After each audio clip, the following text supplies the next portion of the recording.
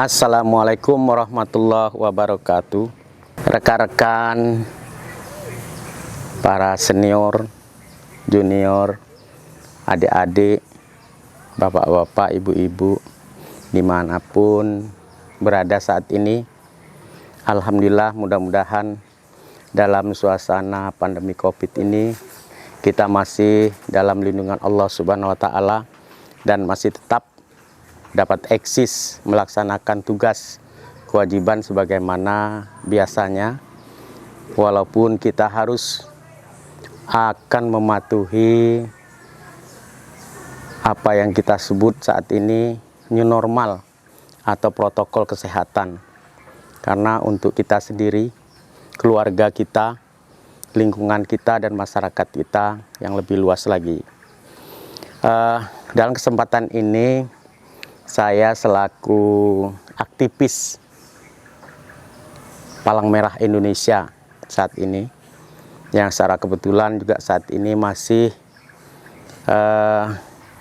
dipercayakan untuk menjadi salah satu anggota pengurus Palang Merah Provinsi Jambi.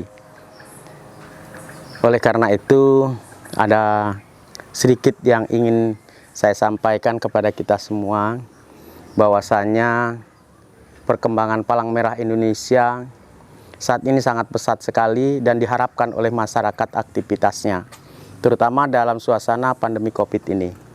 Baiklah, untuk mengawali bincang-bincang kita saat ini, saya akan perkenalkan diri.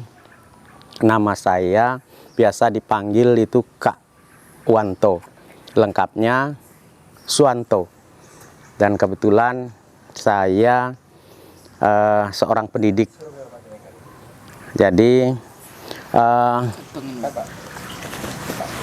saat ini saya sebagai seorang pendidik sekaligus aktivis Palang Merah Indonesia, relawan Palang Merah Indonesia, dilahirkan di sebuah desa yang kebetulan agak jauh dari kota Jambi ini, tepatnya di Kabupaten Merangin, yaitu di Kecamatan Pamenang.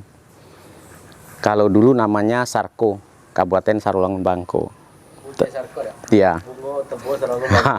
Jadi Kabupaten Sarko namanya. Kalau sekarang jadi Merangin. Nah, itu kira-kira pada tanggal 22 Desember 1962.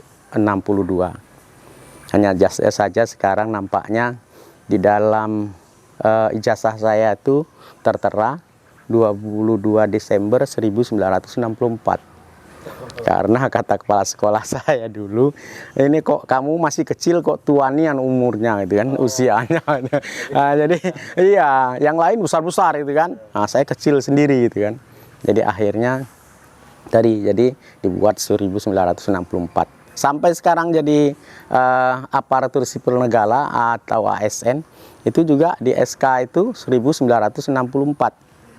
Nah, saya kebetulan dari kampung itu hijrah ke kota Jambi ini tahun 1970. Nah, jadi saya waktu itu masih kelas 4 SD. Saya diantar oleh orang tua ke kota Jambi ini. Kalau daerah ini sekarang sudah kota, dulu hutan belantara ini. Iya. Nah, itu saya beli tanah ini saja. Bapak saya waktu itu beli ini tahun 70, harganya Rp6.500 per tumbuh. Sekarang sudah 100 juta. Itu bayangkan. Nah, jadi saya kelas 4 SD, menamatkan di SD 50. Waktu itu saya masih sekolah di SD swasta, namanya SD Budi Utomo. Karena sekolahnya mau rubuh, ambruk. Nah, jadi alhamdulillah ada impres. Nah, program Presiden Soeharto itu membuat sekolah negeri. Nah, itu SD impres. Jadi SD impres 50. Nah, di situ saya tamat. Akhirnya saya melanjutkan ke SMP. SMP-nya SMP swasta. Saya sengaja pilih SMP swasta. Karena apa? Pada saat itu saya sudah, karena sendirian, orang tua saya di Merangin sana, di Sarko, di Pamenang, pas kebetulan rumah saya itu perbatasan. Kalau ada pintu gerbang perbatasan Sarolangun dan Bangko, nah itulah. Ada badang durian yang tinggi-tinggi. Nah, di sana. Jadi saya sampai di sini saya kelas 4 naik kelas 5 SD. Karena orang tua jauh, mau jajan tidak ada uang nanti kan, akhirnya saya jualan es. Nah, dengan jualan es itu saya bisa banyak teman, akhirnya saya berani. 5 tadi sampai dengan kelas 2 SD saya jualan es. Alhamdulillah saya bisa nabung. Berapa tabungan saya? Waktu itu saya 1 hari nabung nyetor ke bank itu 1 minggu sekali. 1 hari saya ngumpulkan uang sekitar Rp200. Sehingga kalau 1 minggu saya setor Rp500 sampai Rp750. Alhamdulillah kelas 2 SMP saya punya tabungan sebesar Rp2.165.000. Nah, pada saat itu ada seleksi yang namanya seleksi Jambore Nasional Pramuka tingkat nasional.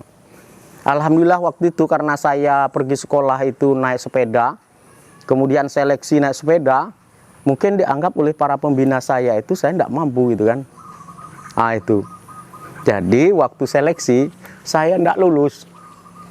Takut nanti bayar iuran tidak sanggup itu. Ternyata teman yang lain itu suruh ngumpul buku tabungan. Buku tabungan itu ada yang 10.000, ada yang 25.000, ada yang 50.000. Tapi orang tuanya yang ngisi tabungan itu. Nah, para pembina itu tidak nanya, saya punya buku tabungan apa enggak, gitu kan. Setelah saya tidak lulus, pembina saya yang dekat dengan saya, seminggu kemudian, loh kamu TC kok tidak ikut? Loh saya tidak lulus, Kak. Nah, terus bagaimana caranya? Kamu menguasai materi A, B, C kok tidak datang gitu ya. Nah, besok datang ya? Iya betul, Kak. Iya betul. Saya datang, akhirnya ditanya, Suwanto, kamu punya buku tabungan? Insya Allah punya, Kak. Alhamdulillah. Walaupun sedikit isinya, ya kan? Nah, besok bawa ya. Oke. Saya bawa. Pas latihan itu TC saya serahkan, nih Kak, buku tabungannya. Setelah dibuka, dulu kan tabungan itu enggak diketik, enggak masuk komputer, ditulis pakai tangan dan stempel. Ini punya kamu? Iya, Kak. Ini buku tabungan yang masih ada. Ini buku tabungan yang sudah habis, yang sudah dilobangin oleh petugas bank itu, ada 3 semua buku tabungan itu. Nah, banyak sekali. Iyalah, sekali nabung Rp750. Nah, itu kan. Wah, bagus nih rupanya. Yang lain itu 50.000, 10.000, ada yang 100.000, tapi ayahnya yang nabungkan, kan itu. Syarat itu waktu itu. Oh, syarat. Iya, harus punya tabungan. Nah, ternyata alhamdulillah. Kalau gitu, kamu bersedia enggak? Ini kebetulan kita kurang dana. Ya enggak? Menambah biaya dari beli sepatu sampai ransel dan sebagainya itu.